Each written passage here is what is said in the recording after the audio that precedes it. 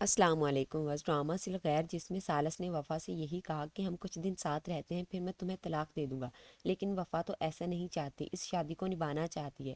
لیکن سالس پر ابھی بھی شفا سے محبت کا بھوت سوار ہے، اس سے ابھی بھی بات کرتا ہے۔ شفا نے پھر سے سالس سے اس بارے میں بات کی کہ تم کب وفا کو طلاق دو گے، تو سالس نے بھی اپنی مجبوری بتا دی کہ یہ سب اتنا آسان نہیں ہے۔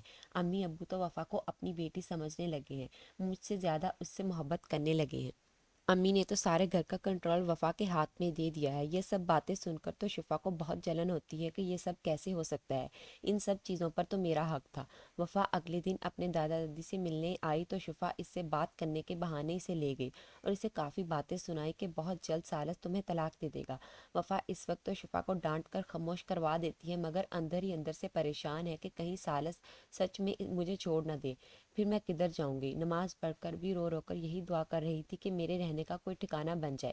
پھپھو کو تو اگر علم ہو گیا کہ سالس شفا سے محبت کرتا ہے، اس کے لیے پاگل ہے، تو وہ شفا کو دلہن بنا کر لے آئیں گی، تو میرا کیا ہوگا؟ ساری باتیں تہذیب سن لے گی تو وہ وفا کو مجبور کر کے اس سے سارا سچ اگلواتی ہے۔ اس نے بھی بتا دیا کہ ان دونوں نے شفا کو بچانے کے لیے مجھ پر الزام لگایا اور اب ان کی پلاننگ ہے کہ سالس کچھ عرصہ میرے ساتھ رہنے کے بعد مجھے طلاق دے دے گا۔ تو سالس کی والدہ کو اپنے بیٹے پر کافی غصہ آیا۔ انہوں نے تو وفا سے وعدہ کر لیا کہ جب تک میں زندہ ہوں تمہیں سالس کی زندگی سے کوئی نہیں نکال سکتا، اسے تم سے محبت کرنی پڑے گی۔ وفا کو حوصلہ دیتی ہے کہ میں تمہارے ساتھ ہوں۔ شفا جسے وفا نے کہہ دیا کہ میں اپنا گھر بساؤں گی، تو شفا بھی سالس کو فون کر کے باتیں سناتی ہے، تو وہ بھی کہہ دیتا ہے کہ جو بھی ہو اب وہ میری بیوی ہے۔ تحریم جو اپنی بہن تہذیب کے گھر ان سے ملنے آئی تو وفا کے بارے میں بہت سی باتیں کرتی ہے، تو شاید تہذیب بھی تحریم سے کہہ دے کہ تمہیں کوئی حق نہیں وفا کے بارے میں ایسی باتیں کرنے کا، لیکن تحریم کہاں باز آنے والی ہے۔ وہ تو یہی کہتی ہے کہ ایسی لڑکیاں اپنے گھروں کی عزت کو خاک میں ملاتی ہیں۔ یہ ساری باتیں وفا سن لے گی تو اسے بہت دکھ ہوگا، تو شاید تہذیب اس کی پریشانی دور کرنے کے لیے وفا کو شاپنگ پر لے کر جائے گی اور اسے کافی شاپنگ بھی کروائے گی۔ گھر واپس آ کر یہی کہتی ہے کہ وفا میری بیٹی ہے، آج ہم دونوں ماں بیٹی نے بہت شاپنگ کی، اور باتوں باتوں میں سالس کو بھی سنا دیتی ہے کہ اگر اس نے میری بیٹی کو کوئی دکھ دینے کی کوشش کی یا تکلیف دی تو وہ دن میری زندگی کا آخری دن ہوگا۔ سالس کی بھی اب مجبوری بنتی جا رہی ہے وفا کے ساتھ رہنا، کیونکہ اگر اس نے وفا کو چھوڑنے کا سوچا تو اس کے والدین ایسا نہیں کرنے دیں گے۔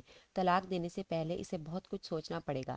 اسی بات کا غصہ وہ وفا پر نکالے گا کہ جب تمہیں پتہ ہے کہ میں تم سے محبت نہیں کرتا، شفا سے محبت کرتا ہوں، پھر بھی میرے ساتھ رہنا چاہتی ہو۔ تو وفا نے بھی کہہ دیا کہ مجھے بھی آپ سے محبت نہیں ہے، میں تو بس اپنا گھر بسانا چاہتی ہوں۔ لیکن سالس جو آج کل شفا کی باتوں میں آیا ہوا ہے، کہہ دیتا ہے کہ جب بھی مجھے موقع ملا میں تمہیں چھوڑ دوں گا۔